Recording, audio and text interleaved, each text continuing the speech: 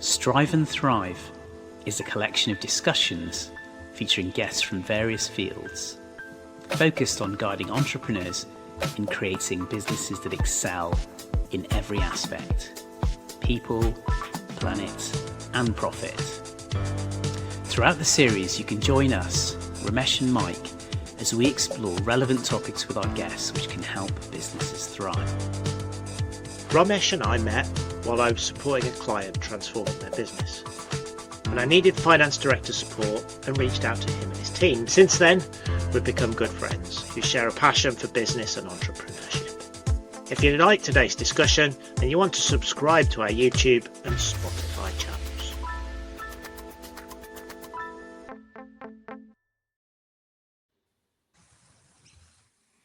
Hi everyone, and welcome to our latest episode with Lambros. Lambros today is joining us from Australia, our first guest on this show from Australia. So welcome, Lambros. Really nice to have you here. G'day guys, how are you doing?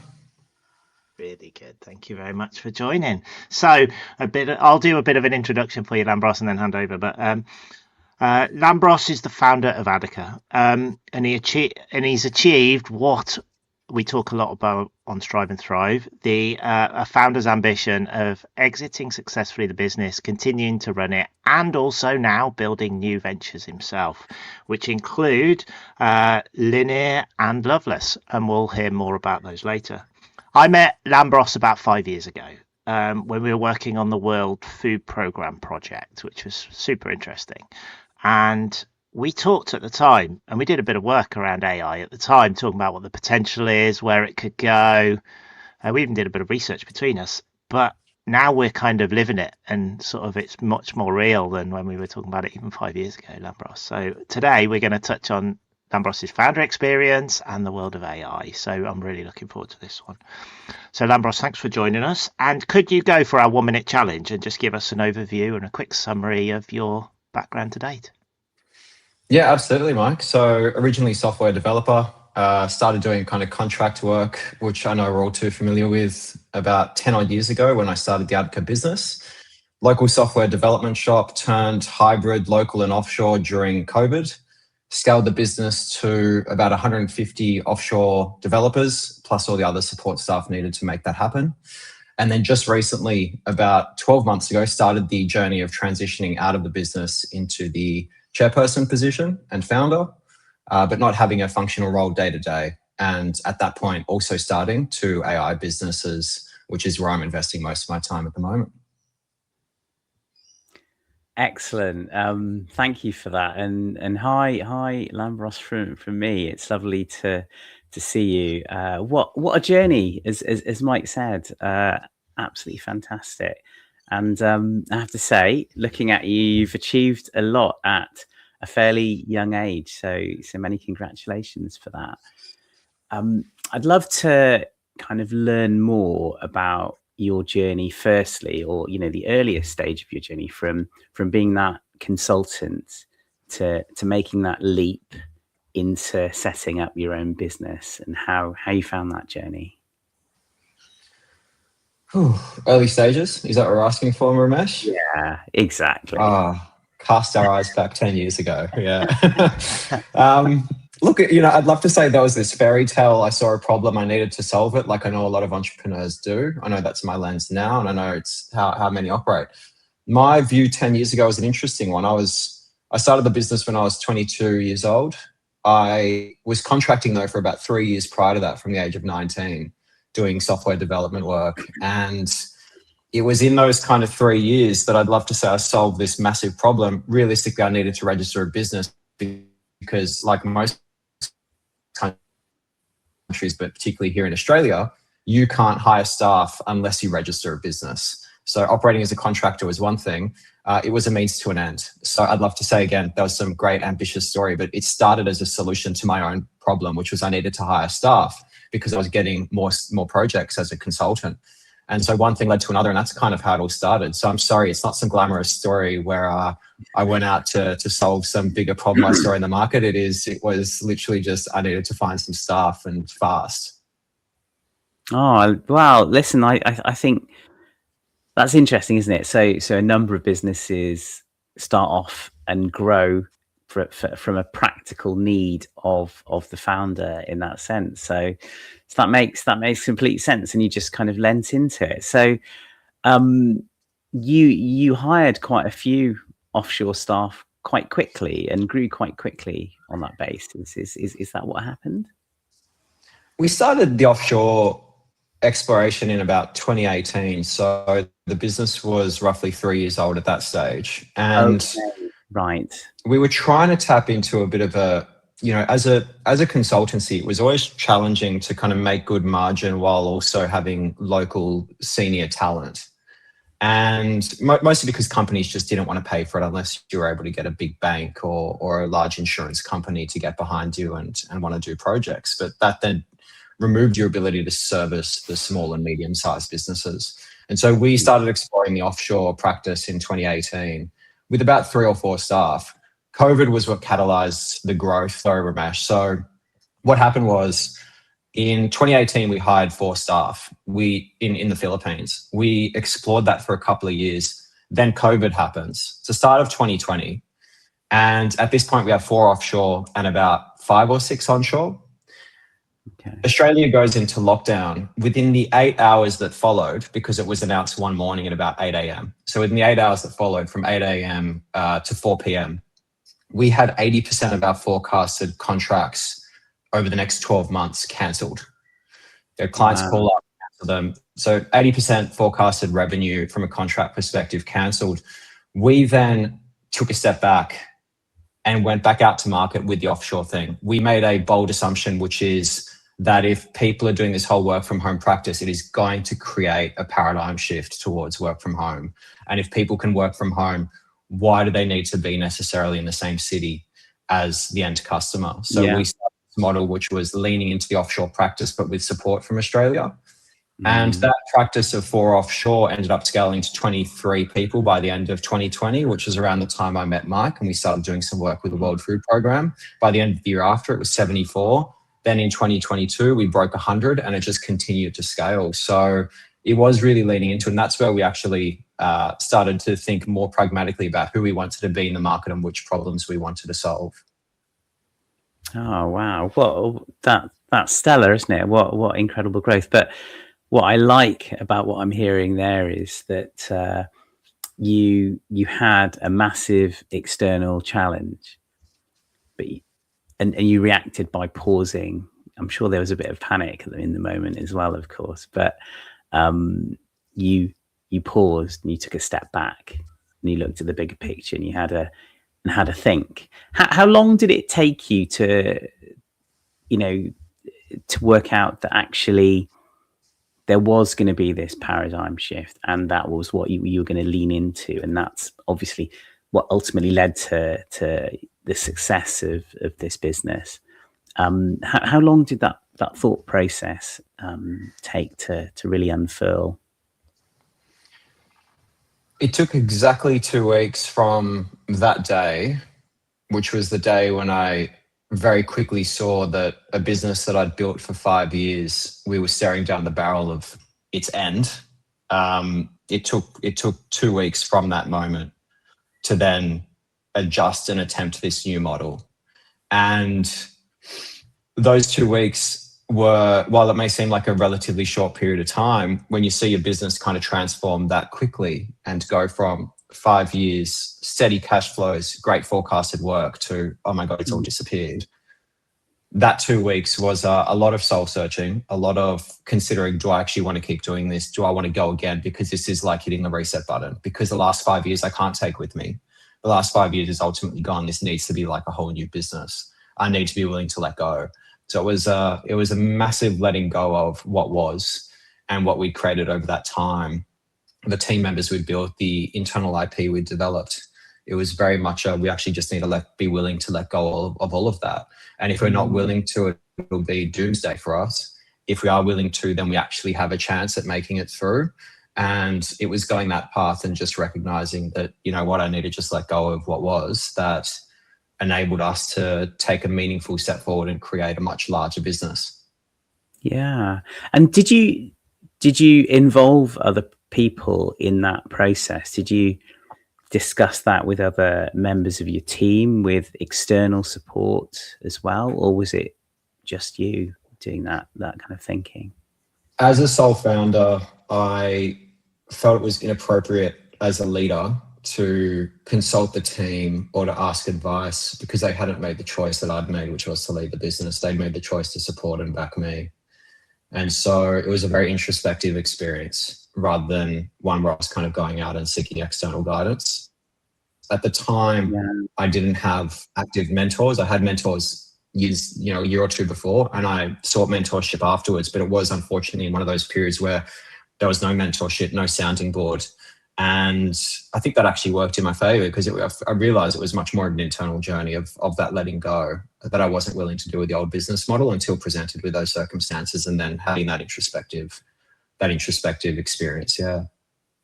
Gosh, wow. Well, again, well done to you. So that really must have been a scary time, and to have to internalize that and work your way through it without lots of support. That's that's a real credit. And that overseas shift, obviously different skill set to an extent to kind of build and learn how to make that work effectively. What were the learnings that you gained from that accelerated time? You definitely can't be a control freak and have an offshore software development team. Hey, yeah, you are. I think that was part of the letting go, right? It's look, it's a very different business having people remote who you're ultimately paying to do a job. It was a very different journey with a lot of learning. I think. Look, the experience with the local dev team was, as a software developer myself, I could sit down with developers, I could train them, I could be their sounding board, I could share with them past projects and the experiences and use that as a kind of, mechanism for training them through their own progression. With the offshore structure, it completely removed me from the software development function of the business, which was a very difficult thing for me to experience because it forced me to have no line of sight into the day-to-day of how the developers were doing their job, what hours they were working. Sure, you've got Slack and Teams and all these sorts of tools, but the reality is when you're not actively sitting down with everyone, you can't possibly have line of sight into how they're carrying out the job. You can look at code that gets submitted and all those sorts of things. Don't get me wrong. You can wrap systems and processes around all these businesses, but at the end of the day, you do lose a tremendous line of sight. You can go days without knowing there's a problem or there's a struggle that a developer's having. But at the end of the day, it's about it was about recreating the business and looking at ways to move forward regardless. Yeah, and did you you must have built some key relationships overseas. I think you mentioned the Philippines, right? Is that correct? Was it an organization over there that helped you, or was it individuals, or did you literally have to go and source people one by one? How did that work? We used a recruitment firm for those first 4 hires back in 2018. And when everything happened in 2020, we reached out to one of the recruiters there. And actually, no, funnily enough, she reached out to us and she said, hey, our firm's disbanding because recruitment just took a massive hit in 2020 in the Philippines. She said, hey, the firm's disbanding. Could I come and do some part-time work with you guys? It looks like you're growing. She was starting to see that we're pushing out job posts on LinkedIn and platforms like that. She reaches out. Anyway, it's the Sunday night before she's about to commence on the Monday, and we'd paused on a few hires, and I get a call from her, and she says, look, I've actually landed a full-time job. And I said straight away, you got to do what's right for you, take the job. She said, but I've got someone else who I worked with and actually worked as my support on your account while you're working with that recruitment firm. I want to bring her along on the journey. And she said, I want to make an introduction. She will be able to help you for those 20 hours a week. How does that sound? Anyway, so we bring on this lady. Her name's Jeyaseelanayagam. Jeyaseelanayagam comes on board. She starts working with us for 20 hours a week. We were scaling at this point faster than we really knew kind of how to scale, because that kind of headcount growth we'd never experienced in our local practice. So she comes on board, 20 hours a week. Within a month, she was up at 40 hours a week. She's now our head of people and culture in the Philippines. She's built the whole ecosystem over there. She's just, there are some people who you need to hire based on where you're at. There are other people, and they are very rare in my experience, where they will grow at the same rate the business will grow, if not outperform the growth of the business and actually help to grow it. And she was one of these people who was definitely fell into that later category. And mate, the journey that she's gone on and she's taken the business on has been absolutely incredible. She's been with the business ever since. The most valued member of our team, I think anyone in the Sydney office will say, across both Sydney and the Philippines, because of what she's created over the last few years. Gosh, wow. Well, let's hope she's listening to this. I think she'll be very glad to hear that.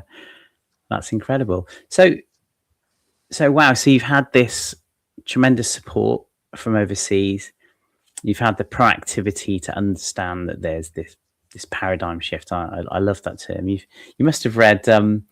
Is it? The first time I heard that term was reading The 7 Habits of Highly Effective People, Stephen Covey. Have you ever read that book? It's on my bookshelf. I'm a terrible reader, man. I have so many great books, of which I've read like 2 of them.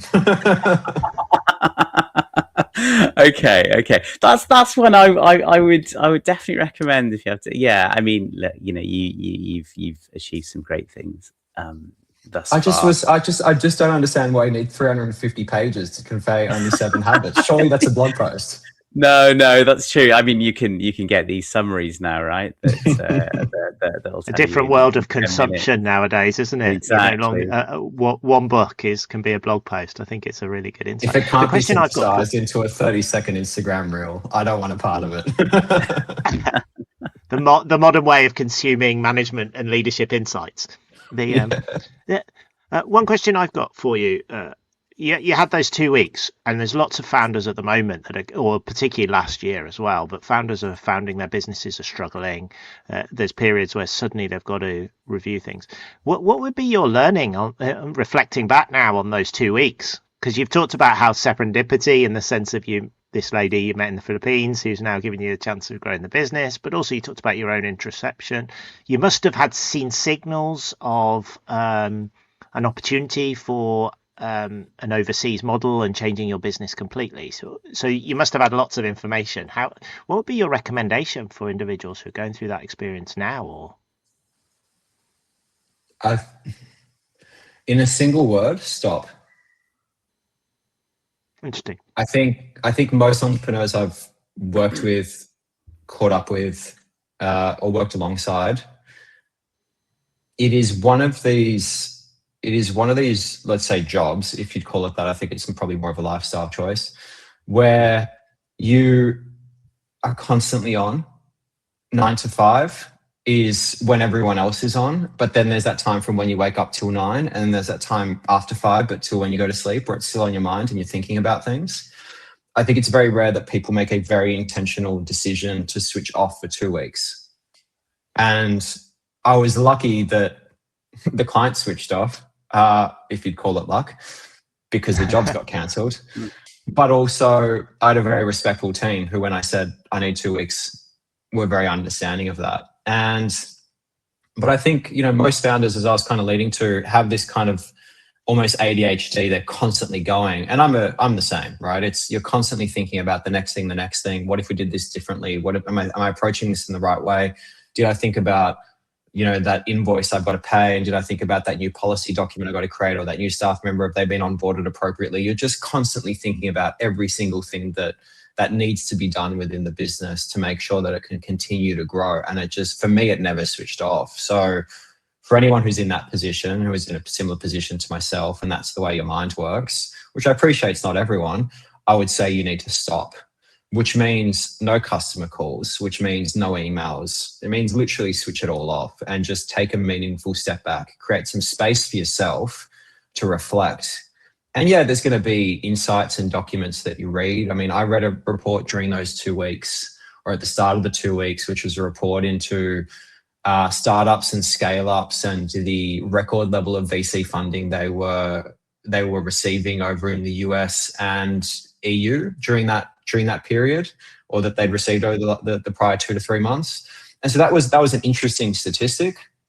I assumed that it was going to be similar in Australia, and most of our growth did come from that sector soon after. But at the end of the day, it was actually just taking a step back, because if I applied the old way of thinking in terms of how we solve problems, who we solve them for, it just wouldn't have worked. If you want to really look at reinvention and a new way, a new problem out there in the market that you can solve, potentially with the same tools and resources you already got within your business, you need to take a meaningful step back, because you can't see the forest through the trees. You need to zoom out, see the full picture, and then do it again. And since then, Mike, my whole process has involved making sure that intentionally every week now, there is time where I'm not taking every Friday, no customer calls, right? No emails, no talking to staff. It is every Friday. There is a rule of thumb, which is Lambros is not to be contacted, because it was the best decision I ever made to take those 2 weeks off, and it needs to be part of my usual routine. And what do you do in that day? Now on a Friday, you read, you stop, you spend time with yourself thinking about what you're doing, or you literally switch off? I definitely don't read those books on the bookshelf, Mike. Yeah, I was going to say, are you watching short snippets of leadership on Twitter? Man, I meditate for a couple of hours. I'll reflect. I'll, journal what's happened in the past week, what's gone well. Sometimes it'll be a reflection of all the things that went well. Sometimes it'll be zeroing in on 1 or 2 things that didn't go too well. It'll be, going for a walk, going to my favorite cafe and getting something I wouldn't eat every other day because it doesn't fit the diet. It's like, it'll be all those things that are kind of like, I'm going to treat myself and just kind of take a step back and switch off my brain and tell myself it's okay that I'm doing that. That's how I generally spend a day. And it's funny how quickly that day goes. I would say it goes faster than any of the other days, including those ones where you got jam-packed Teams calls for like 10 hours straight across multiple time zones. Can I ask you, sorry to jump in there, Mike, but can I ask, does the insights and the reflections that you gain, do they come quite quickly, or is it a slow build-up of these thoughts over the time that you've had off to reflect? How does that work for you? I've realized through those reflections that the answers are always there, but until you create the intentional space, you don't realize it was there the whole time, because there is so much noise, and it's creating that silence where the answers pop up. Ramesh, there was a study that I read. I didn't read the whole thing, just the executive summary was sufficient. I see a thread. There's definitely a consistency here. Yeah. It was the conscious mind processes 40 data points per second. The subconscious mind processes 11 million data points per second. So 40 versus 11 million. And when you're sitting down to write a proposal, write an email, write a policy document, you're using the 40, you're not using the 11 million. Yeah. So all the things, when you're in a meeting, you're using the 40, you're not using the 11 million. The practice of tapping into that Friday and taking the day off, what I'm trying to silence at a neuroscientific level is the conscious mind. I'm trying to turn that off intentionally. I want to create a space where the 11 million can be heard. The 11 million is I'm in the shower and I have this wonderful idea. I'm going for a walk and I have a wonderful idea. It's the ones that pop into your mind. That's your conscious mind that's your subconscious mind making your conscious mind aware of something. It's trying to send a message to your conscious mind. And so it's how do I create the moments where that chain can be reconnected, because I spent 4 days of a work week with that chain disconnected, tapping into the 40. I'd rather have the day a week where I'm tapping into the 11 million and giving that a voice. Now, it's not as practical, but at a big picture level, it's the voice you really want to listen to, because it's synthesizing every data point, every blog, Insta reel, or 350-page book that you've read, and it's giving you the data points that you need. That's wonderful. What a great way to answer that question. Gosh, I'm definitely going to think about that. I also think it's really interesting, because when I invited you on, Lambros, I was thinking Lambros has set up another company. He's always busy. He's always full of ideas. You must be working on adrenaline and full time And actually, what you've answered the question in a very different way. You've kind of gone, yeah, I can do these things because I've created the headspace to think. So it's not necessarily about doing more. It's about having the time to think about what I'm doing and how I prioritize. And I know one of the things we wanted to talk to you about is your experience of sort of moving to chairperson of Attica and what that experience has been like. I feel like it's a natural role now in the conversation from what you just talked about. What was your experience of moving out and building up and taking yourself very meaningfully out of the business into a new role? Yeah, I think it was a really challenging one. I'd say it was more of an emotional journey than anything else. And the reason I say that is because you don't, as in I didn't at least have an appreciation for how emotionally coupled you get to a business. I think because of that experience in 2020, I thought, I've let go of this before. I know I can let go and I need to let go. But there's a certain attachment to the way that things are done, the way that I've done things, and the level of involvement that I've had, but it's been an appropriate step. Mike, I'm not sure how, I don't know where you want me to kind of zero in at this point, because I appreciate that's, for me, one of my biggest successes has been taking a step back from the day-to-day of Attica. Yeah. So I'm happy to zero in on any part of it, but I would say, let's say the 10,000 foot view level, it's been mostly emotional, because it's about, if I can't step away and detach emotionally, then I'm going to keep being that, that founder who's constantly there, constantly asking how things are done, instead of just letting the people that I've entrusted with the business to just do their bloody job. Yeah. So the first step was actually just emotionally detaching, so that I wasn't the guy who's frantically on the phone, but the guy who's actually encouraging, hey, we don't need to talk today. Actually, let's just not talk this whole week. Let's not even talk this whole month until we get to the board meeting, unless there's some major incident that I need to be aware of. Mm. And how did you take yourself through that journey? This is a common thread that comes out of this, is the emotional experience. Actually, a lot of founders are looking for the tactical things. What's your next hire? What do you need to do? But actually, the more individuals I talk to have been through your experience successfully, they've had to navigate their own personal emotional journey. What did you put in place to do that? You obviously will have done the tactical things, and I'd be interested to know what they are. But how did you support yourself to go on that journey? Oh, years of therapy, trauma management. Not reading books. Not reading, still very introspective. Yes. Look, look, let's take a step back. I think, so I'm a Greek Australian, right? My grandparents came over to Australia. My parents are born here, but my grandparents all ran successful businesses. And I think, as a result of that, and I appreciate, particularly in countries like Australia, likely the UK as well, there is a family lineage that stems back from some form of immigration, right? Just the world we live in now. And what's really interesting is, I think, whether that's the case or not, if there's been family business in your heritage or in your upbringing somewhere in that family tree, there is a good chance that there's been a high degree of oversight, a high degree of control, and wanting to control everything in terms of how things are done, how money is spent, how money is made. And I think that at a very young age, you can subconsciously pick up on those things, and they can become part of what you think is just your DNA. And it's been through not just been through the meditation and the reflections on those Fridays, but also truly through the therapies and the trauma management and all those sorts of things, digging into where that actually originates from for me personally. I said, I think entrepreneurship is a deeply personal journey. I think we've all read enough content. It's all out there. There's not a huge amount of, original content that's going to help you to run a business successfully or give you this wonderful $1 billion idea. You're not going to read it in a book. It's actually in you already, is my general hypothesis on these things. But I think a lot of the time we're not dealing with the actual problem, which is oftentimes ourselves.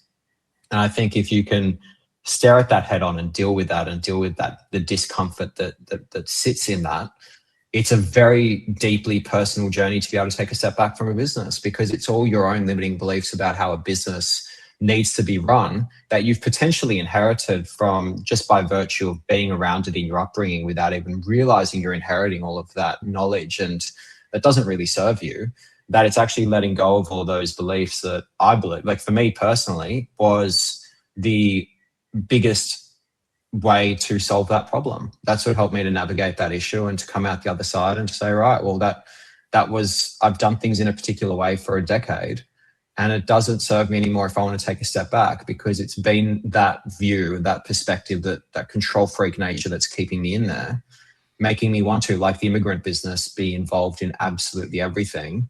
And it's not working for me. It's not going to work for me if I want to take a step back, because then I won't be able to do all these other things I really want to do. So I need to let go of that, and that's part of me before I can take that next step. So how did you do it? So having come to that realization,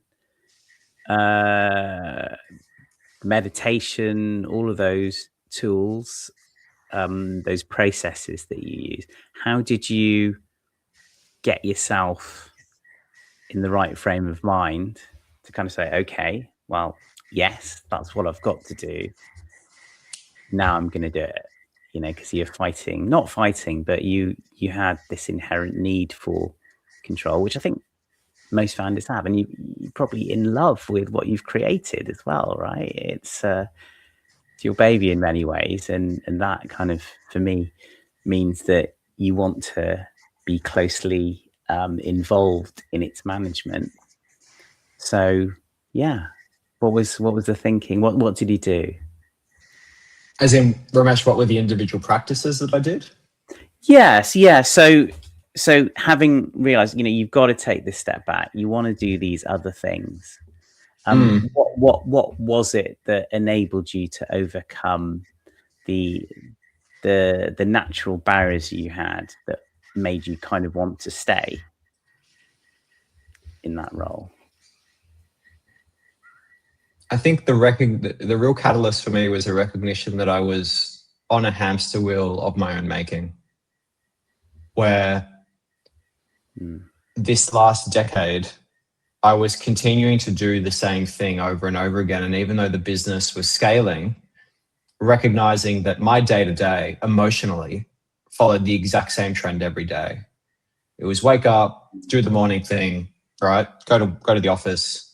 And then it was go through that usual just increase in cortisol that just pumps through the day, get to the end of the day, be exhausted, go have some dinner, maybe do another hour or two of work after dinner, and then rinse and repeat. And it was just recognizing that emotionally I was going on that same journey every single day. And it was challenging, well, why is that journey not one of excitement? Why am I not turning up excited every day? Yeah, why is it that I can spend an hour or two researching something like AI and emerging technologies? Like I was programming when I was 14. It was a hobby before it was a job. So why is it that I can go research emerging technologies and get so much excitement out of it, but then go to the office and feel so stressed out to the point that I would physically feel it in my body, whether it's in my stomach, in a headache, whatever it may be? Why is it that I keep doing this? It's recognizing that on paper or to an external observer, the business is going through this shift and it seems like we're going on this shift, and for all intents and purposes we are, but I'm still going through the same emotional journey every day. That was the shift. That's very powerful. That's very powerful. So you lent into what gave you passion when you were younger, and you thought, right, okay, I want that feeling again. That's what I want every day. What I find interesting in your narrative here, Lambros, which is one of the challenges a lot of founders have, is what they then tend to do is pivot their business. So what you could have done is read all the ideas, had the interesting ideas about playing in AI, writing new code, doing a new business, but you embed it in your current business, and then you turn what is a good business into a different looking business, and you keep evolving your business. You made the conscious decision to do it something new and let that one just go off on its own and be itself, and you then got the opportunity to do something new. A lot of founders tend to take their own business and then pivot it along focused on what they're most interested in. Did you realize you had consciously made that decision to sort of farm off Attica and then give you a chance, an opportunity to play in new areas. Was that a conscious decision, or do you think that's been the outcome from it? No, it was a very conscious decision. If Attica tried to pivot, it was too substantial a pivot that it was, for where we were at. So, moving from a services business into a product business, it just didn't make sense. I mean, Lanier is, like, to give you the quick, 15-second on each, Lanier is an AI business that wraps around your CRM and effectively provides an AI interface into CRMs to augment salespeople, whether they're executives who have to sell as part of their remit or they're your traditional BDRs and SDRs. That's Lanier. On the other side with Lovelace, it's a platform that helps developers to work faster with everything that's happening in AI-based software development. It's a series of tools that augment that experience for developers. And both of them were just way too different from Attica. Yes, they both fostered out of Attica, right? They were both problems that we faced at Attica, but they were problems that every time we would speak to someone, they were facing similar challenges. And we created these products. And then naturally, when you go back to your consulting customers and say, we have these products, they say, great, we want them. What do we pay for them? And do we have to pay anything extra? Is that just a value out of being with you guys? As all consulting customers tends to think when you create some new IP. Rightly so. They're already paying to be part of the party. But, our job was, like, what we realized at that point was these are too dissimilar. And if we go to people and say, yeah, we do this consulting thing, but we also do this product thing, that creates a bit too much of it's too confusing to the end customer. It's like, what problem are you really here to solve? And so we realized that these are actually completely different businesses. The hypothesis at the start was, let's bring in some CEOs or founders to run those businesses. But actually it was eventually I made the conscious decision that, hey, I'm getting so much excitement out of these. This is the thing that I need to do. And recognizing that what I'd created with Attica was a sustainable business that still continued to solve an active problem in the market.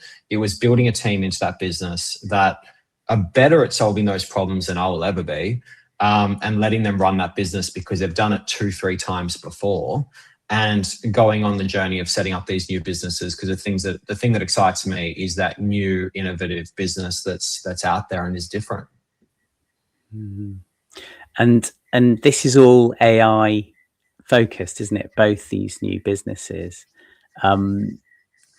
It's such an evolving, fast-moving space at the moment. How are you keeping up with it and keeping at the forefront of it? What's been the challenge with that? And I think getting customers to buy into it and actually pay for AI services seems to be a wider challenge for certainly a lot of the bigger businesses. Have you navigated all of that? So I think finding out what's kind of happening. So firstly, I think it's really tricky to stay on top of every technological advancement that's happening at the moment in AI. It can be so distracting, and you can lean into something and say, I'm going to build a product or a service around that. That's something I can delve into. And then 3 months later, the whole business's value proposition is voided because OpenAI or Anthropic came out with something new.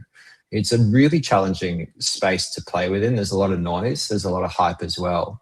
So I think the first thing is to kind of appreciate that it's going to keep moving, and you can kind of see the direction you're moving in. So maybe try not to play in their direct field of vision, because that seems like a rookie error from my last 12 months of making a few mistakes already. But yeah, Romesh, I think once you've kind of worked out exactly what the value prop is for the business, it's just like I think it's like anything else. I don't think business has really changed in the last 50 years. I think at the end of the day, it's find a problem, solve it, with a unique value proposition, ideally for your ideal customer profile that is extremely niche, and go after solving just that one problem first, and then expand from there. Don't try and do too much too soon. I like that simplicity, and AI is the tool. It's not the driving force. Then that's interesting. You're using the business proposition itself as the key driver. Very good. Yeah, absolutely. I mean, Romesh, because I know you're very well versed in, on the financial side of a business. How have you seen, out of curiosity, how have you seen AI kind of play out in terms of use cases from a CFO position? It's a good question. It's I I think the personal challenge for me is trying to keep up with the different elements that are out there. That's the challenge. But actually, what I've realised is that, probably to your point, just focus on key aspects that can make a material difference, right? So you can use AI on certain systems to analyze the data quickly, to highlight quite transparently where there's an issue, etc. There's a lot of efficiency gains to be made from it in terms of communications. A lot of accounting and finance teams spend a lot of time answering queries, kind of problem solving, or dealing with customers, or both external and internal. And actually AI can be a massive help in that. So it kind of comes back to a point that one of our previous guests talked about. It's saving time. It's a real time saver if you can employ it directly. So I think in terms of presentation of information, maybe saving time for your staff and enabling them to focus on using other AI tools to create value by analyzing more and utilizing the data better. But couched in all of that, everything is evolving so quickly, it's avoiding the temptation to actually dive into everything at the same time. It's more cherry picking. Okay, what does that do? Let's try that. Let's see if it gives us a valuable insight. Mike, how do you approach that in your business?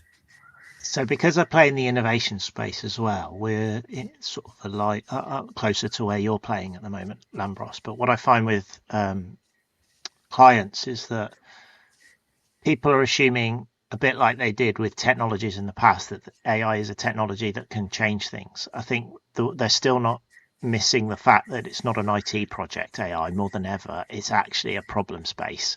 And if you can target specific problem spaces, you can look at how a new capability which AI brings to bear can make a big difference.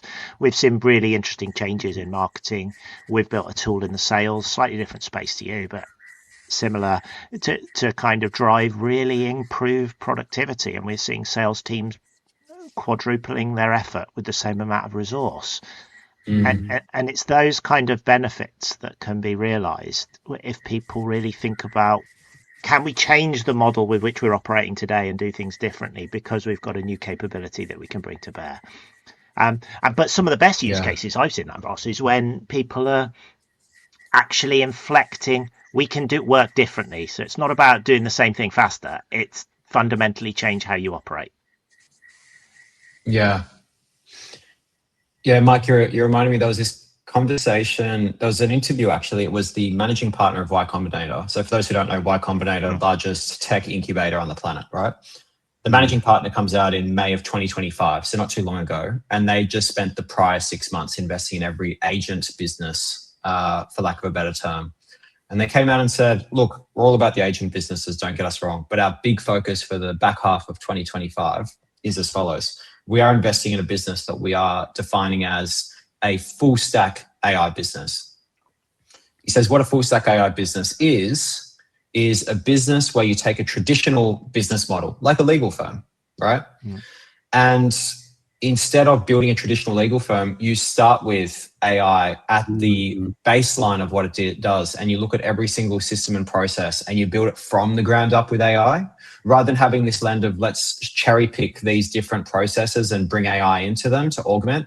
Let's actually build it from the ground up with this lens of, can AI be used to do this, yes or no, and progress down that path. So what they were actually investing in was traditional business models that had been completely rebuilt from the ground up with AI, which is really interesting because it goes against the whole paradigm of what technology incubators have been for the last 20 years and has a completely different lens, which is actually want to go after traditional businesses that are just rebuilding it from the ground up. Yeah, I think the service industry, service industries are the ones that are being most impacted by this, and I think there'll be new service business models, lawyers, accountancy firms, HR consulting firms. The consulting industry is being kind of having to evolve really fast because of this. But I think it doesn't mean you just add AI on the side. You think about fundamentally what service you're trying to offer and how you could do that differently. And I think one of the things that we've seen as a really interesting trend is experts are able to become significantly more productive and don't need so many junior staff to support them. In the software world, that's a real problem at the moment because you can automate a lot of the junior software engineer roles, but you still need the expert in the room to be able to debug, strategize, build the whole approach. And therefore you can build code much more quickly. That's the same in lots of industries. And I think the challenge at the moment is thinking differently about your business model and approach and how you could deliver your service with AI at your core. Yeah, that's interesting. Yeah, I think our focus has been on, efficiency gains, and then moving towards that, doubling down on the value add. I suppose, for any finance function, it should be really serving the business, not being just a historic, accounting function, and helping drive the business forwards with its insights. So, yeah, it's interesting. That approach, Lambros, that you've talked about, building from the ground up, that is paradigm shift, isn't it? That really is. Yeah. I suppose the challenge for someone like me is, how do you start? How do you start that kind of, from that approach? The layman, the layperson, the lay entrepreneur who's not an AI expert, where, do you just go for the solutions that are there, that are being invested in? Can you do something yourself in your own business that, from the ground up, that might tap into this? I'll tell you a story. I had a mentor about a year ago. We sat down together. He was telling me two stories. He was the CEO of two businesses here in Australia. I'm sure you have comparable businesses over there in the UK. He was the CEO of two businesses during their large digital transformation. One was the Yellow Pages, right, which is effectively just business directory.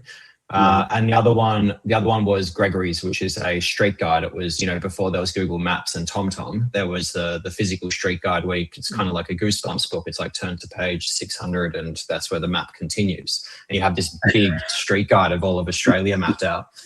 And he was the CEO during both digital transformations. And he said the structure that was handed over to him was vastly different across both.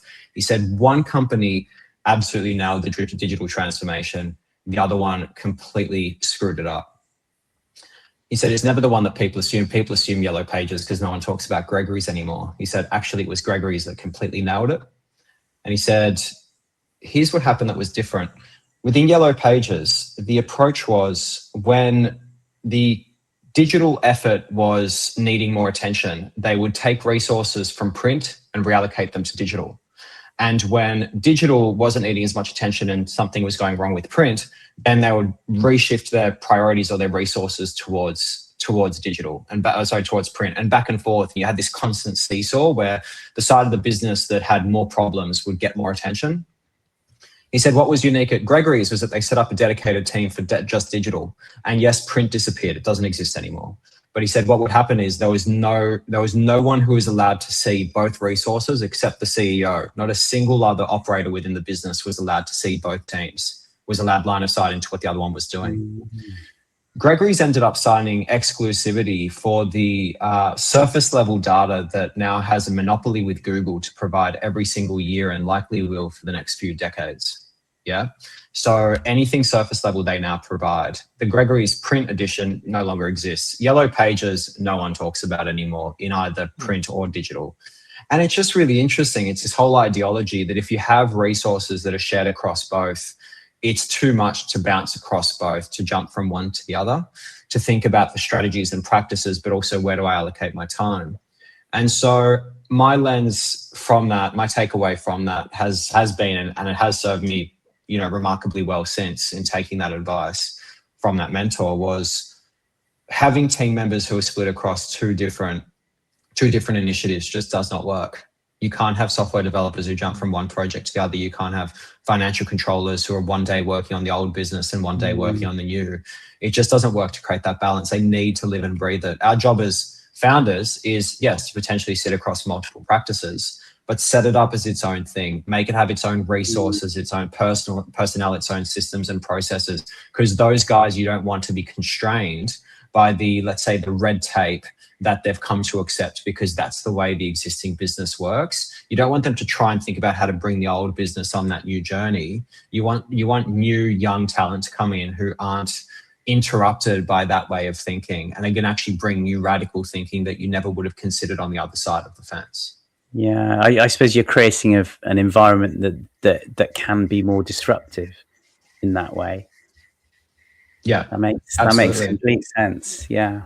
The traditional business model's not blocking every move, right? It's often not the technology that's the barrier for success with lots of these new ideas. It's the organizational structures and this is how we've always done it mentality. The inherited. And then if you try and hybrid them, they become even more murky, breaking both sides of the fence. Oh, that's it. Yeah. Why does Apple acquire over 100 businesses every single year? It's like, wait on, they've got the resources to outpace me, surely. No, they've got iron wrapped around their ankles that is holding them back. You've got the ability to move freely. They can't recreate that. What they can do is buy you, and they do very actively. And they're not quiet about it either. They show you what they want. You can go create that business tomorrow if you want to. But the reality is people just seem to miss that. It's actually a blessing to have that level of freedom to go and just create something new. It's a freedom that large companies lack, and they will spend a lot of money for it. Wow, really that is an insight. That is incredible. Yeah.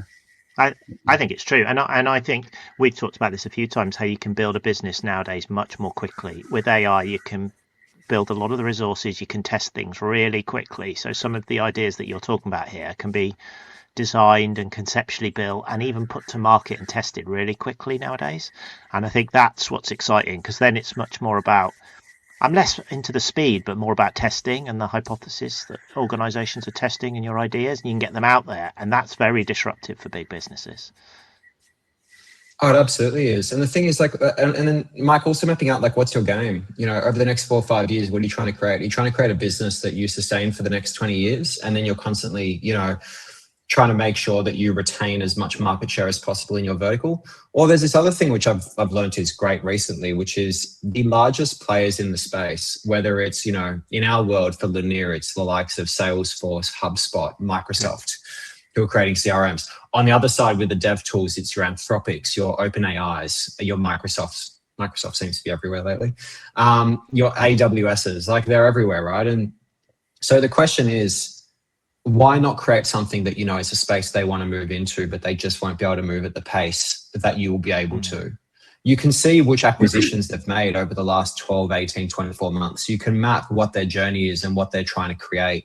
You can literally see they're not quiet about it. They're announcing it because it builds good press for themselves, and nothing's private anymore in the grand scheme of things, particularly not with large publicly listed companies. So you can see what they're doing. And if you map out the trajectory of the businesses they've acquired, the products they've released, you can actually see what path they're going down. It's very predictable. And so why not create a business that 2 years from now fits the path that acquisition trail is on, that they're inevitably going to want to buy, that you can create because you've got the flexibility to do it. And because you're, as a founder, you can just spin up a new business and give it a go. With AI, you can learn something very quickly and put it to practice and get the resources of 100-person team tomorrow just by having an enterprise or a pro license to Anthropic or OpenAI suite, and off you go. Yeah, it really informs why you've taken that step back from Adica, the established but highly successful business, and now, giving everything with these two new ventures. It really adds flesh to that. Really good. Can I ask you a slightly more technical question, Lambros, although it pivots off what we've just been talking about?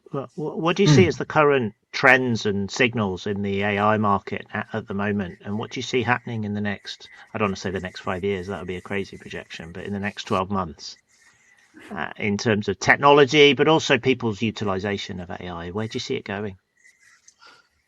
Yeah, good question. I think it's so hard to answer this question because the people who we would entrust to have the insights, being the CEOs of the likes of an OpenAI or an Anthropic or a Google, unfortunately are motivated to drive up their own share price prior to the subsequent cap raise in the instance of the private companies. And then for the public companies, obviously, they're just intensely drip feeding information.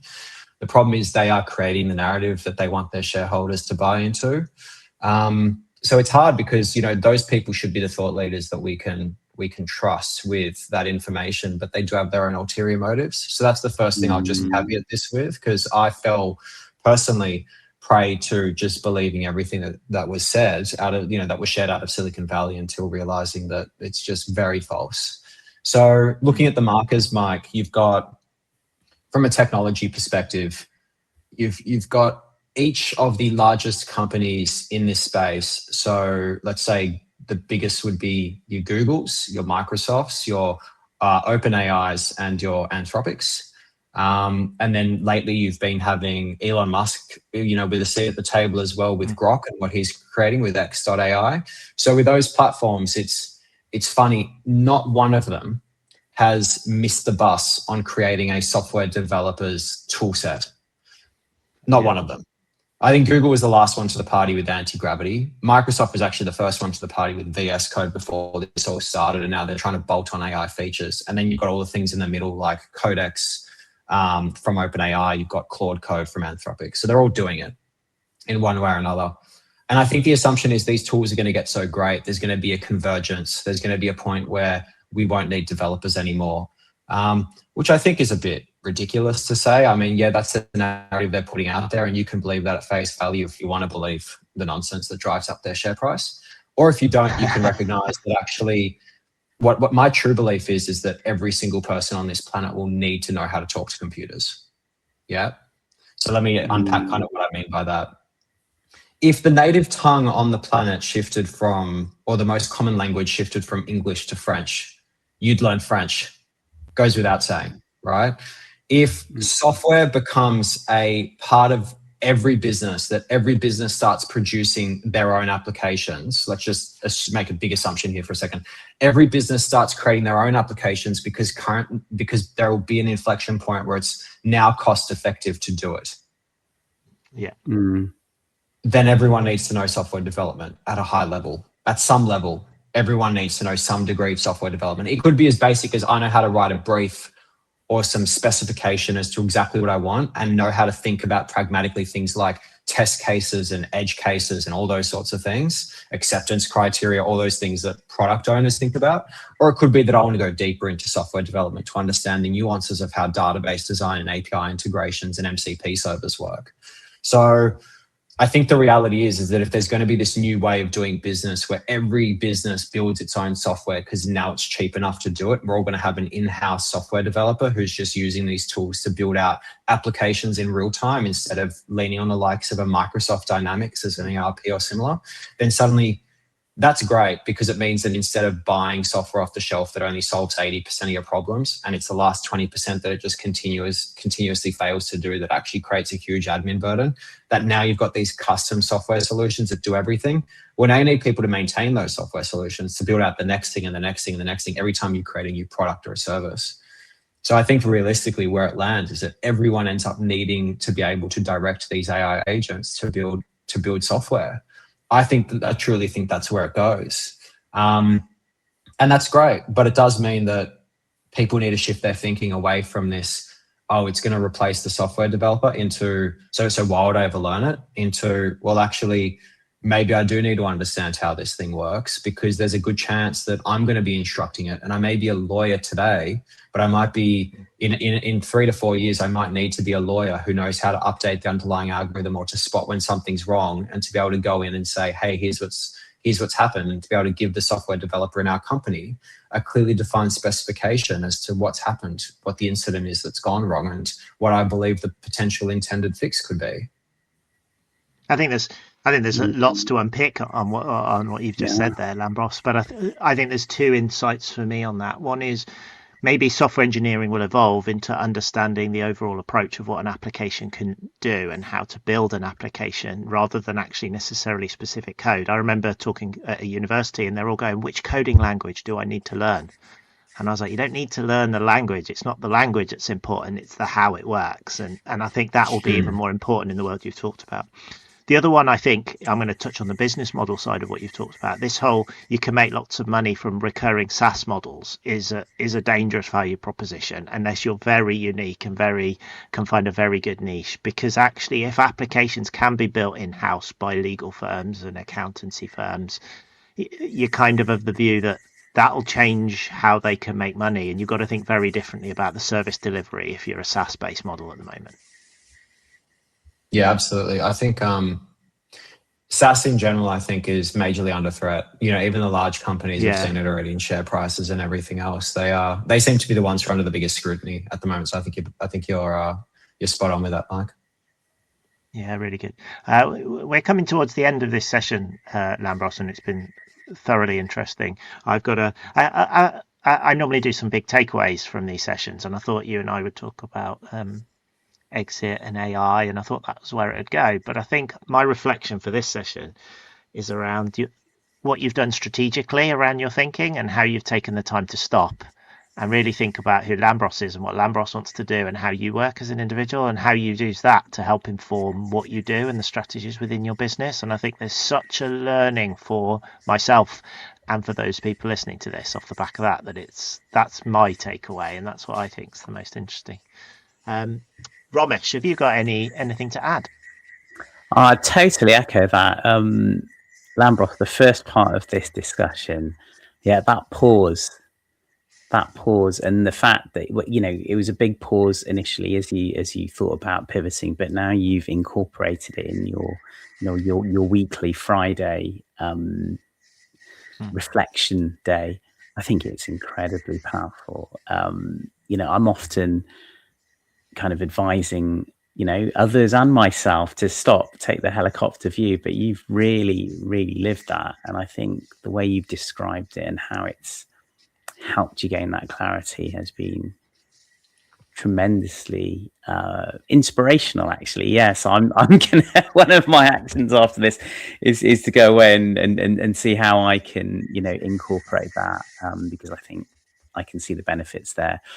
I really found the AI element of this discussion quite interesting. I don't have quite the knowledge that you guys have, certainly from the technical space. But actually, firstly, one of the key learnings I think is, if you are setting up something new, something disruptive, get people who are dedicated to that space, because they're unencumbered and actually it'll help you move faster. And I think that's very, very interesting. And Lambros, the way that you articulated the fact that we all probably should be starting to learn this new language because it may be the new language, I think is something that definitely adds food for thought. So yeah, I've really thoroughly enjoyed this. You've kind of got me thinking, you've got the cogs whirring, and it's been a really deep discussion. Thank you. Thank you guys. Thanks so much for having me. Yeah, thanks for joining us, Lambros. So thank you everyone very much for listening or watching, and we hope you enjoyed today's discussion. Strive and Thrive is a podcast for entrepreneurs, founders and business leaders. Please like, follow and subscribe to our YouTube and podcast channels. Thank you for listening to Strive and Thrive.